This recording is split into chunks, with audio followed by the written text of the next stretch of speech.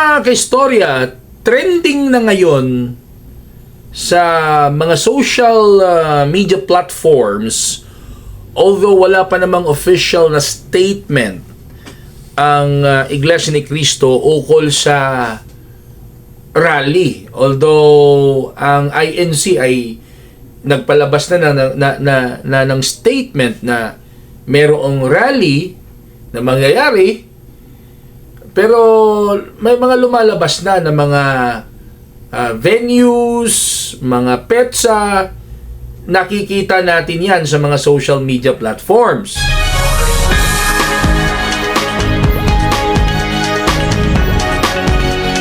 Kaistorya, trending na ngayon sa mga social media platforms, although wala pa namang official na statement ang Iglesia ni Cristo ukol sa rally. Although ang INC ay nagpalabas na ng statement na merong rally na mangyayari, pero may mga lumalabas na mga venues, mga petsa, nakikita natin yan sa mga social media platforms.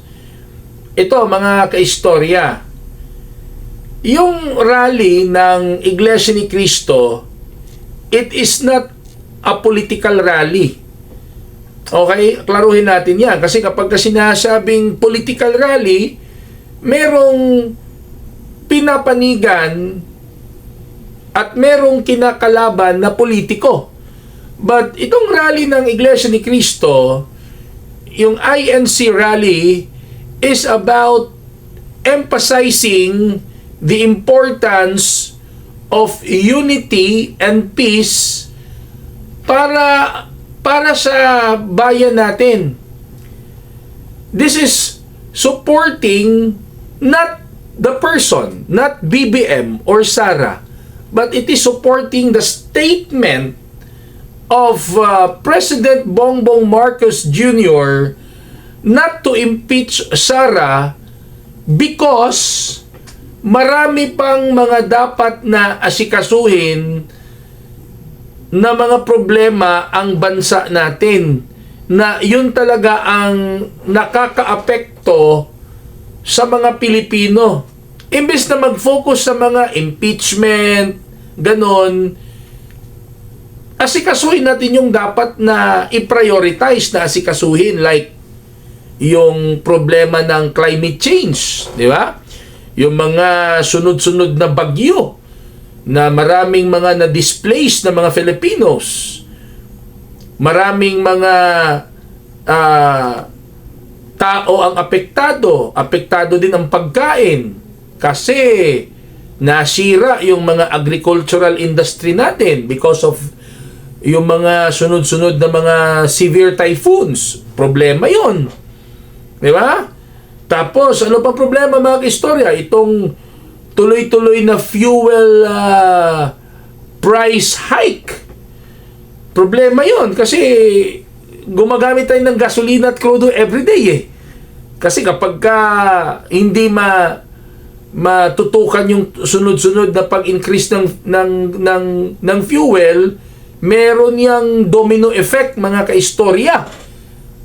Magdo-domino effect yan sa mga presyo ng basic needs, pagkain, di ba? At iba pang mga importanteng bagay ni Juan de la Cruz o ng isang ordinaryong Pilipino. Hindi pa kasama yung problema sa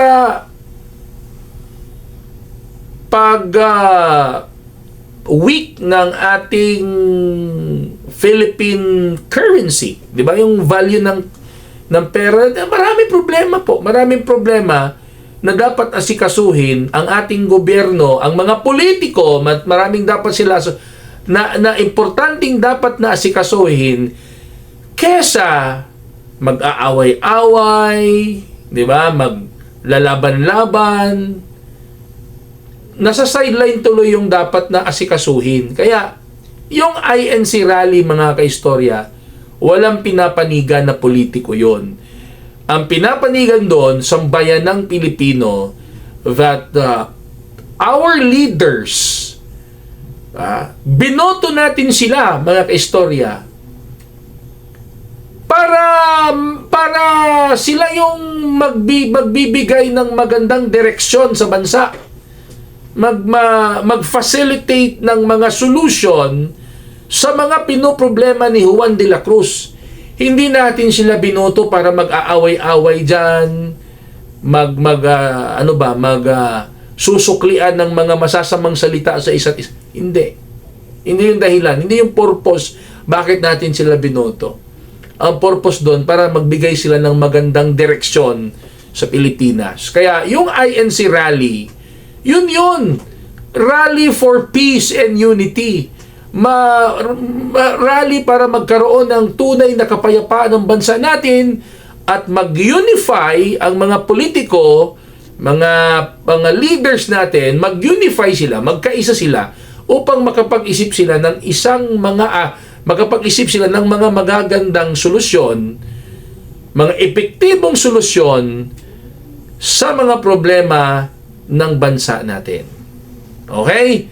So, ano masasabi nyo mga ka-istorya? Please don't forget to write your comments below, and please don't forget to follow my page, Mag-Istoryata Info Vlogs, and TikTok account also, and subscribe on my YouTube channel, Mag-Istoryata Info Vlogs.